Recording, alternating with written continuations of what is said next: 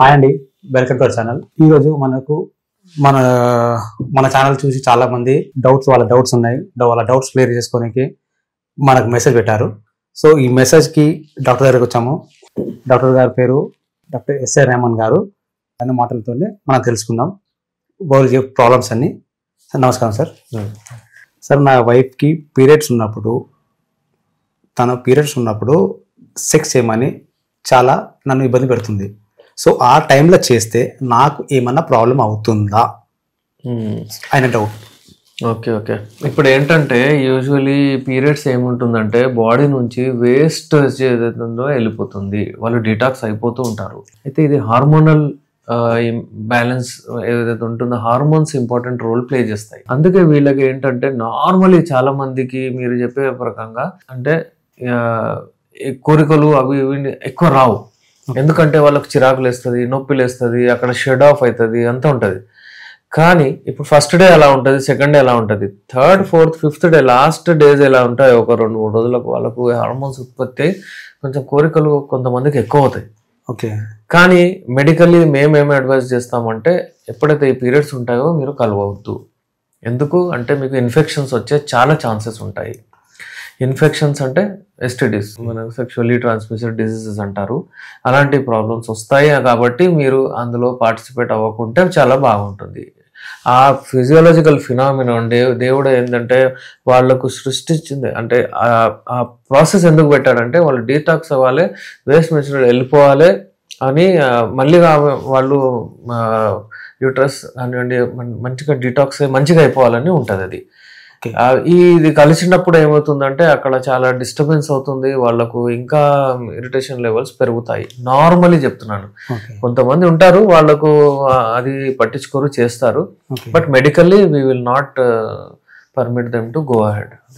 ఇప్పుడు నేను ఈ వీడియో ఎప్పుడైతే అంటే ఈ వీడియో మీరు మీ ఆవిడతో కూడా షేర్ చేయండి, చూపించండి, చెప్పండి ఆమెకు. ఎందుకంటే ఆమెకు కూడా అవగాహన ఉండదు, ఎప్పుడు కలవాలి ఎప్పుడు కలవకూడదు, అంటే ఈ పీరియడ్స్ అయ్యేటప్పుడు కలిస్తే ఏం ప్రాబ్లమ్స్ వస్తాయి ఏందో ఆమె కూడా తెలిస్తే ఆమె కూడా చెప్తుంది, అరే వద్దు మనకు చేయకూడదని.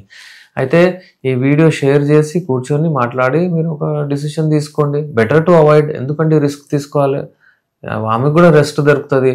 ఒక మంత్లీ ఒక 5 days ఆమెకు రెస్ట్ దొరికి మళ్ళీ ఒక ఎనర్జీ లాగా వస్తుంది, మళ్ళీ మీరు ఎక్కువ ఎంజాయ్ చేయొచ్చు.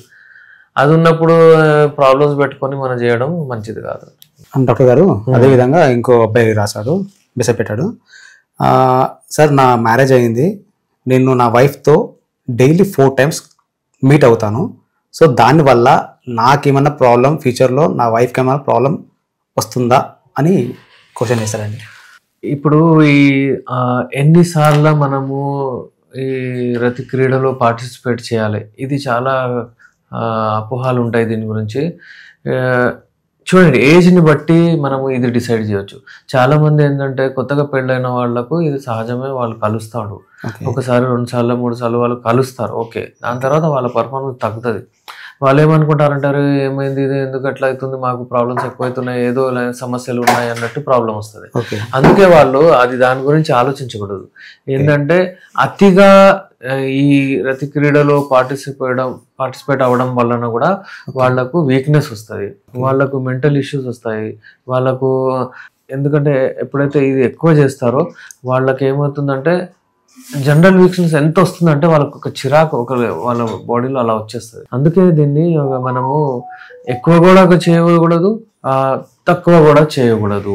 ఇప్పుడే మీరు ఫస్ట్ పెళ్ళికి ఆయన ఏజ్ చెప్పలేదు ఆయనది, కానీ ఏంటంటే నార్మల్ ఏం చేస్తారంటే పెళ్ళికి మొదలే వాళ్ళు అలా ఏంటంటే ఎన్నిసార్లు చేస్తారు, ఆ టాబ్లెట్స్ వాడతారు, వాడకున్నా చేస్తారు. కానీ ఏంటంటే తర్వాత వాళ్ళు చేయరు, మరి ఆ అమ్మాయికి అలవాటు అయిపోతుంది. అది అలవాటు అయిపోయిన తర్వాత ఇక అమ్మాయి ఏమంటుందంటే నాకు అదే కావాలంటది. ఇప్పుడు ఏం చేస్తారు, మీరు ఫస్ట్ బిర్యానీ అలవాటు చేసిర్రు, ఇప్పుడు మళ్ళీ పప్పు ఇస్తే రైస్ పప్పు ఇస్తే నడవదు. ఇక ఆమె ఇక టెన్షన్లు వస్తుంది, ఇక గొడవలు అవుతాయి. నువ్వు ముందులే అతను నార్మలే, కానీ అతనికి అతిగా ఇచ్చిన తర్వాత ప్రాబ్లం అయింది. అలాగే విదేశాల్లో ఉన్న వాళ్ళు ఏంటంటే వాళ్ళ ఫ్యామిలీని ఇక్కడ వదిలేసి వెళ్తారు, వాళ్ళు అక్కడ చేయలేరు. అది వదిలేసినా కూడా ఇరిటేషన్ లెవెల్స్ పెరుగుతాయి, మళ్ళీ హార్మోనల్ లెవెల్స్ అవన్నీ డిస్టర్బ్ అవుతాయి. అలాంటప్పుడు కూడా ఈ ప్రాబ్లమ్స్ అవుతాయి. అందుకనే అతిగా సెక్స్ చేయకూడదు. అసలు సెక్స్ చేయకుండా ఉంటే కూడా ప్రాబ్లమే.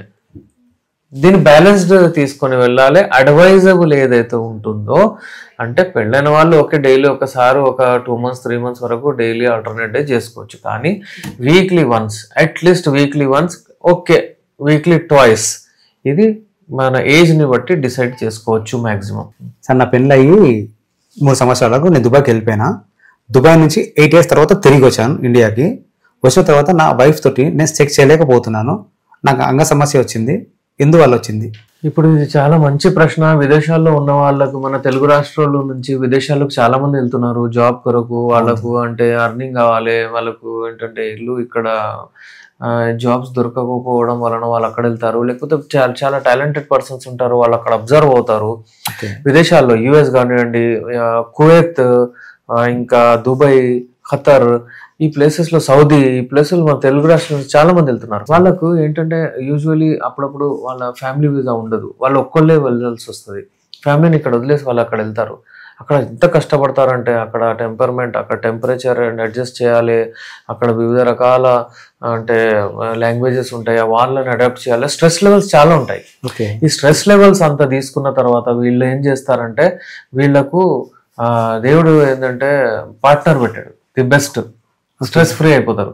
కానీ అప్పుడు వీళ్ళకు అక్కడ ఉండరు, వాళ్ళ వైఫ్ ఇక్కడ ఉంటుంది, వాళ్ళ ఉంటారు, వాళ్ళకి అవన్నీ అలవాటు ఉండరు.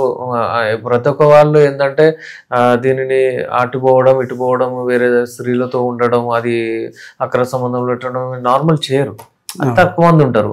ఇప్పుడు ఎవరైతే వాళ్ళ వైఫ్ కి ఏమంటారు అంకితమై ఉంటారో వాళ్ళు అక్కడ చాలా ప్రాబ్లమ్స్ ఫేస్ చేస్తారు. నేచురల్ కోరికలతో వస్తాయి, హార్మోన్స్ ఉంటాయి, ఉత్పత్తి అవుతాయి, ఎరెక్షన్ వస్తుంది, అంగం గట్టిగా పడుతుంది. మరి ఎలా పార్టిసిపేట్ చేయాలి? చాలామంది ఏంటంటే హస్తప్రయోగం లాంటి అలవాట్లో వెళ్ళిపోతారు. ఇక వాళ్ళకు హస్తప్రయోగం చేస్తారు, దాని తర్వాత ఒక రకమైన అది వచ్చేస్తుంది ఆలోచన, నేను తప్పు చేస్తున్నాను అంటే ఆలోచన వస్తుంది. దానివల్ల కొంచెం స్ట్రెస్ ష్రింక్ అయ్యేది, ఇవన్నీ ప్రాబ్లమ్స్ వస్తాయి. మళ్ళీ వాళ్ళు సిగరెట్ అలవాటులు అవి ఇవి చాలా పెంచుకుంటారు. ఇంకా ఒంటరిగా ఉంటారు కదా, పని చేస్తారు, సాయంత్రం పూట ఎవరు ఉండరు, ఒంటరిగా ఉంటారు, ఈ ప్రాబ్లమ్స్ వస్తాయి. అందుకనే ఎప్పుడైతే వాళ్ళు అక్కడ ఒక టైం గడిపి ఇంటికి వస్తారు, ఇక్కడికి కొత్తగా అయిపోతుంది, మర్చిపోతారు, అంటే డీకోడ్ అయిపోద్ది. ఎందుకంటే అది ఎలాగలో అంటే బాడీ ఏంటంటే కలుస్తుంటే వాళ్ళకు అలవాటు ఉంటుంది, రెగ్యులర్గా ఉంటే అలవాటు ఉంటుంది, వదిలేస్తారు. అలా పార్టిసిపేట్ అవ్వకపోతే మొత్తం వదిలేస్తే కూడా చేయడం, ఈ ప్రాబ్లమ్స్ వస్తూ ఉంటాయి. అందుకే ఏంటంటే అతిగా చేయడం వలన కూడా ప్రాబ్లం వస్తుంది, అసలు వదిలేస్తే కూడా ప్రాబ్లం వస్తుంది. వీళ్ళు సెకండ్ కేటగిరీలో వస్తారు, అంటే వీళ్ళు వదిలేస్తారు, వీళ్ళు కలవడం వదిలేస్తారు. అందుకే వీళ్ళకు ఈ హార్మోన్స్ ఉత్పత్తి కావు, కొంచెం డిస్టర్బ్ అయ్యి ఈ ప్రాబ్లమ్స్ వస్తాయి. ఇలాంటి వాళ్ళు ఎవరికైతే ఈ ప్రాబ్లమ్స్ ఉన్నాయో, విదేశాల్లో ఉండి వాళ్ళకి ఇలాంటి ప్రాబ్లమ్స్ వస్తున్నాయి, ఇక్కడ వచ్చిన తర్వాత వాళ్ళ వైఫ్ వాళ్ళు సాటిస్ఫై చేయలేకపోతున్నారు, 3-4 months లో వాళ్ళు ఇప్పుడు రెడీ అయిపోయి అక్కడ నుంచి విదేశాల నుంచి ఇంటికి అయితే వాళ్ళు వస్తున్నారు కదా, అలాంటి వాళ్ళు కూడా మెడిసిన్స్ మా దగ్గర నుంచి తెప్పించుకోవచ్చు. కొరియర్ ద్వారా మెడిసిన్స్ యూజ్ చేసి ఫిట్ అయ్యి మీరు ఇంటికి రండి, వచ్చి హ్యాపీ లైఫ్ మంచిగా ఉండండి. Unani medicines the best medicines, ఒక్క సైడ్ ఎఫెక్ట్ లేకుండా ఈ మెడిసిన్స్ మీరు వాడచ్చు. 3 to 4 months కోర్స్ ఉంటుంది. ఇది వాడిన తర్వాత మీ లైంగిక సమస్యలు అన్నీ క్యూర్ అయిపోతాయి. విదేశాల నుంచి అక్కడ వాడి ఇక్కడ ఫిట్ అయ్యారండి మీరు. థ్యాంక్ యూ సార్, చాలా మంచి సలహాలు ఇచ్చారు ప్రేక్షకులకు. ఇంకా మరిన్ని ఇంకా రావాలని కోరుకుంటున్నాము. Thank you.